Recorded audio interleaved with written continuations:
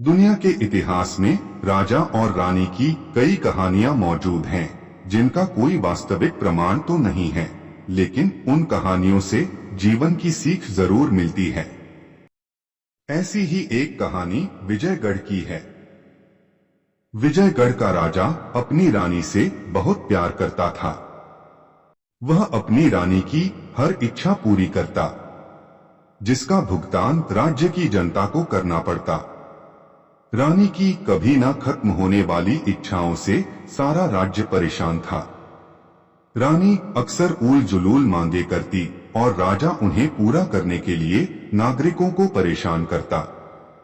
राजा ने रानी की मोह में अपने राज्य पर ध्यान देना बंद कर दिया था। वह भूल चुका था कि वह रानी का राजा होने से पहले इस राज्य का रक्षक है और उसकी पहली जिम्मेदारी राज्य के नागरिकों की सुरक्षा करना है। लेकिन विजयगढ़ राज्य अंधेर नगरी चौपट राजा की तर्ज पर चलने लगा था।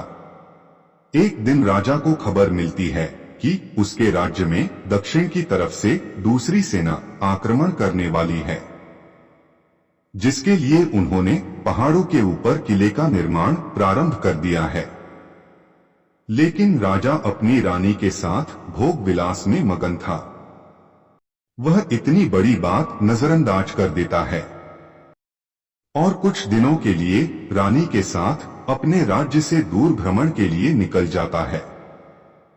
राजा और रानी एक दूसरे के प्रेम में डूबे हुए हसीन मौसम का मजा ले रहे थे।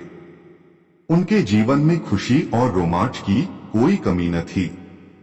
कई दिनों की बाहरी यात्रा के बाद जैसे ही राजा अपनी रानी के साथ विजयगढ़ राज्य में दाखिल होता है, उसके पैरों तले जमीन खिसक जाती है, क्योंकि राज्य की सत्ता बदल चुकी थी।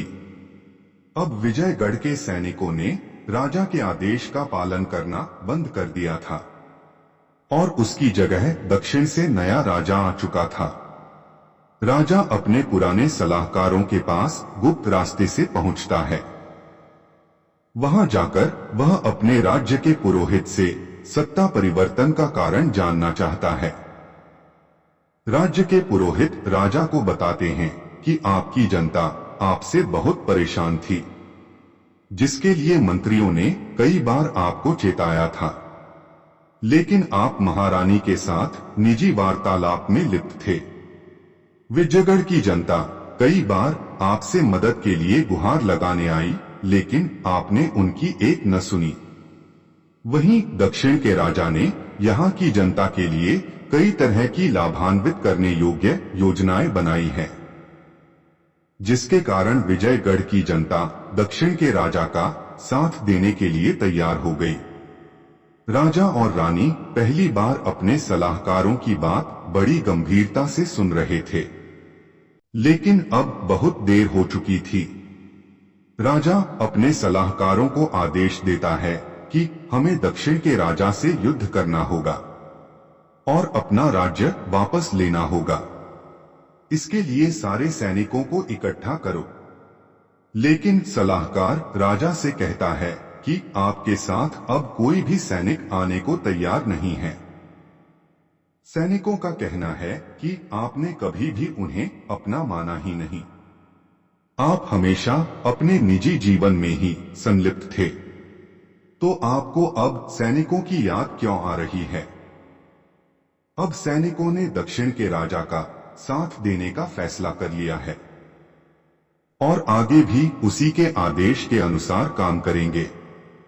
इस बात से राजा दुखी हो जाता है, लेकिन अब भी उसे अपनी गलती समझ में नहीं आ रही थी।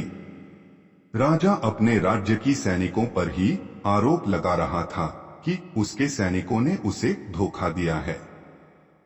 वह गुस्सा दिखाते हुए रानी को लेकर जंगल की तरफ एक गुप्त स्थान में चला जाता है। राजा टूट चुका था। अब उसके पास ना कोई सत्ता थी और ना ही सैनिक बनाने का सामर्थ्य। राजा अपनी किस्मत को कोसते हुए वहीं सो जाता है और कुछ घंटों के बाद जैसे उसकी नींद खुलती है, रानी वहां से जा चुकी होती है।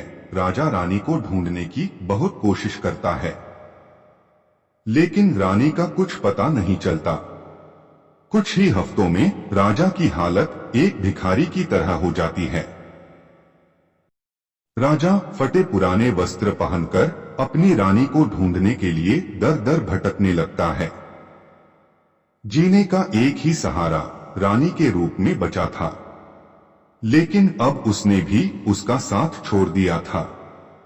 एक दिन तंग आकर राजा अपनी जान देने के लिए नदी में छलांग लगा देता है, लेकिन उसकी किस्मत इस बार भी उसका साथ नहीं देती। उस वक्त कुछ सैनिक रानी की पालकी लेकर निकल रहे होते हैं और वह पानी में डूबते हुए आदमी को देख उसे बचा लेते हैं। राजा की जान बच जाती है, लेकिन वह इस बात से खुश नहीं था। राजा अपनी जिंदगी से हताश जमीन पर लेटा हुआ था। इस बीच एक रानी पालकी से उतरती है और राजा की हालत पर तरस खाकर उसे खाने के लिए कुछ फल देती है और वहां से वापस अपनी पालकी में बैठकर जाने लगती है।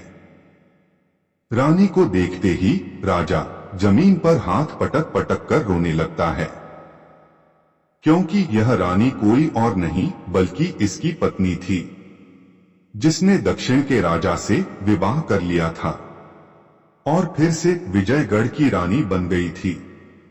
राजा अपना सब कुछ हार चुका था। उसकी भोग विलास की आदत ने उससे उसका सब कुछ छीन लिया था। पहली बार उसे अपनी जिंदगी में पछतावा हो रहा था, जिसके बाद वह गुमनामी के अंधेरे में डूब जाता है और उसकी जिंदगी का अध्याय समाप्त हो जाता है।